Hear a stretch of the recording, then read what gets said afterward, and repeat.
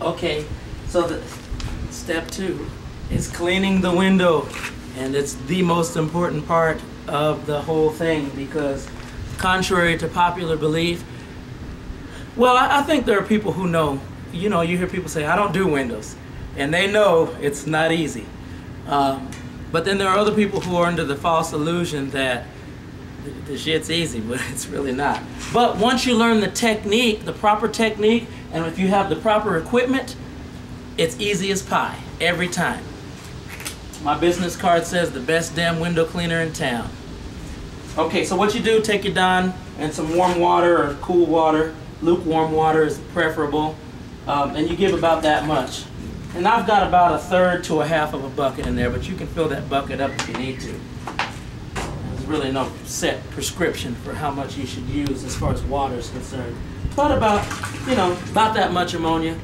I would say use the same amount of dish soap as you would for a sink full of dishes. Just a little, Don't put too much soap, especially if it's hot outside, because the soapier the water is, the quicker it will dry up, and it just makes an ugly mess. So just use what you need, and that's probably good advice for just about anything in life. Just use what you need. Okay. Then you mix up the bubbles. I'm going to take you through this whole step-by-step process. And I'm about to clean this filthy window because the window washer always has the dirtiest windows in town. Okay. So you can all see how that just sits right there? Okay. But anyway, that's not what we're going to do. We're going to do something else. And since I don't want water all over the porch, usually when you're outside, you use as much water as you can. Just get those windows nice and sloppy and juicy wet. If on the inside, what you want to do is wring this damn thing out. People don't want you splashing water on their wood floors. You don't want a customer slipping and falling. And you don't want to, so always, but right now, I'm just going to use a moderate amount since I don't want to, even though this porch is filthy, it probably needs a good washing. Okay, so you have a window about this big. I think this is a 22-inch sponge, and then somebody threw an apple right here. I'll show you how to use the scraper. We'll scrape that off. And this is common. You're always going to find there's trees and bushes and furniture and computer desks. And if you don't want to move furniture, you just have to learn how to work around it. And always err on the side of safety. But it doesn't matter to me because I've had worse. So basically, all I'm going to do is clean this window. First thing I'm going to do is I'm going to take my 4-inch scraper. You never scrape off anything ever. I don't care if it's Scotch tape. I don't care what it is. Bubble gum. It doesn't matter unless you put soap and water on that window first. You take your finger and apply some pressure like this. Take your index finger, and then you just scrape it off. And when you're doing post-construction cleanup, what you're going to do is end up scraping off that whole window because there's paint and stucco and all kinds of stuff. So it's best just to power scrape that whole window. If it starts to dry out, put some more water on it because you don't want to scratch up those expensive windows. And if your city is like Albuquerque, the store owners, it's the law, they have to have safety glass. So a glass about this big could cost you $500 to $800 if you scratch it up. So what I'm going to do is I'm going to re-wet that now that I've scraped it. And repeat as necessary, just like shampoo.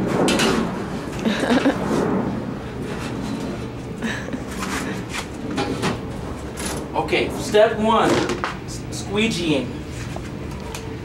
This is actually the most important element to your window cleaning. So what you want to do, most squeegees have a little, you see this little indentation right here? That's so you can put your index finger. And there's a reason for that. I'm going to show you why that is right now. So what you do, you always want to start, actually let me go ahead and scoop this back. Okay. So what you want to do is you want to start at the top, but you want to angle your squeegee, and you want to angle it all the way across, and you see how I ended in that corner like that? Then you're going to bring it straight down. Notice where my index finger still is. and flip the squeegee up. I'm going to show you this and then I'll do it quickly. And what you do is you just follow the water from this point. Just follow the water. You never take that squeegee off of the window. Boom. Not even one streak. Okay? So what I'll do, and if there's something left on the sides here, you just take your little towel. If there's something across the top, whack, you know, the windowsill, you take your other towel. I usually just wipe the windowsills on the inside, not on the outside, because the sun will usually dry. So let me show you that again. One more time. So you can wash a window. You notice it didn't even take me 1 second to cover that whole window with soap. And I was giving it a little scrub. I'm going to take my index finger and basically I'm just going to let my wrist be very limp like this. Okay? So watch, I'm going to go to the top.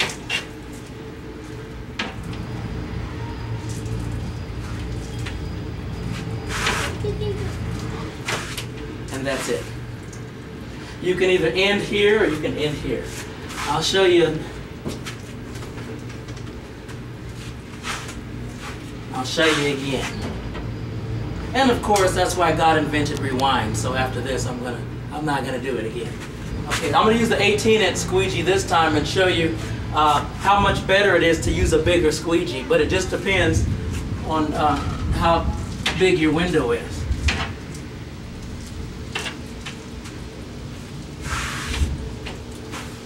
You see how quick that was?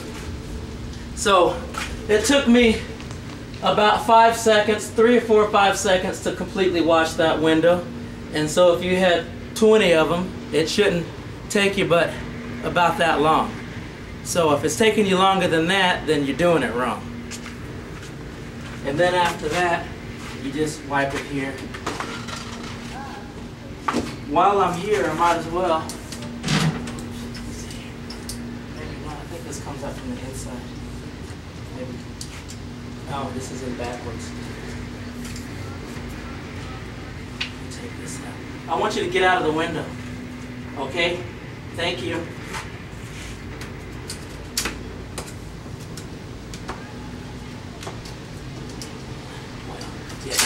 Okay.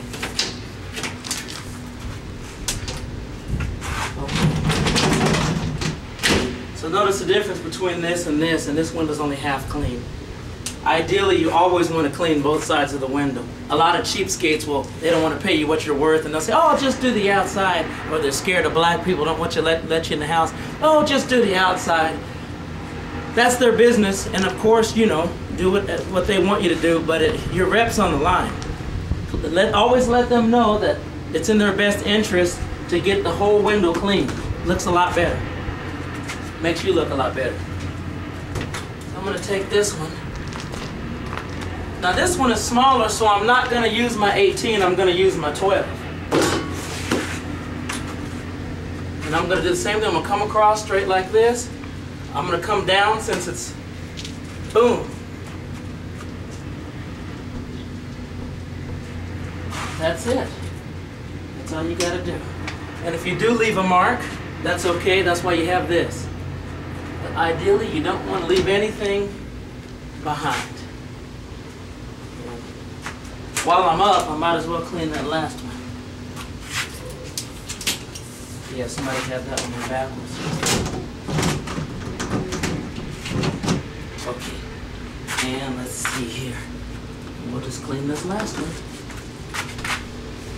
Give it just kind of a little scrub. If it needs scraping, scrape it.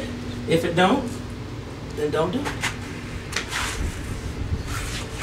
Take my 12-inch. What I'm going to do, sometimes these little things get out of place.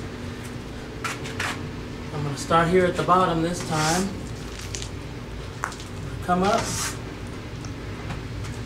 And then boom. If you leave something, just give it a little wipe, no big deal.